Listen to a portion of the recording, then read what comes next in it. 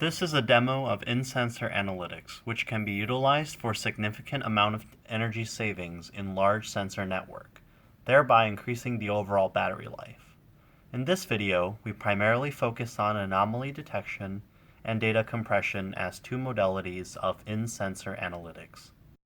In large sensor network deployment, the aggregated communication energy of the sensor nodes dominate over the small computation energy at each node. The maintenance cost of the system would increase if the battery needs to be checked regularly because of suboptimum division of communication and computation energies. The traditional solution is to reduce the communication energy through duty cycling, where the communication modules are turned off for most of the time and are sparingly turned on for sampling, communication, and computation. However, it causes loss of information with decreasing on time.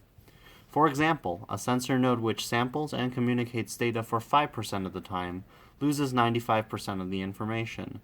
Conversely, all the data can be saved in the sensor node and be sent all at once. However, this requires large memory resources in the node. To solve this problem, we have implemented in-sensor analytics directly in the sensor node, which will minimize the energy consumption in the network and hence maximize the individual battery lifetime. When a critical or drastic change occurs in the sensed parameter, it should be detected and should also enable an immediate response from the user's side. The algorithm implemented here enables immediate data transmission only when an aberration from the expected pattern is observed, whereas the data compression helps in reconstructing valuable information even when data is sent only sparingly. The observed average compression ratio of 70% helps in reducing the memory requirements in the already constrained sensor node. We have a temperature sensor from TI and a development board from Nordic Semiconductor, which works as a sensor node. The Nordic Semiconductor reads the data from the sensor through I2C protocol. The microcontroller performs the data analytics and sends out an anomaly signal whenever a large aberration occurs in the data. The compressed data is sent out once every 60 seconds to a mobile device through Bluetooth. Here we see that the real temperature data is updated every second, and the compressed data from the sensor node is updated every 60 seconds. First, we create the temperature anomaly by heating the sensor.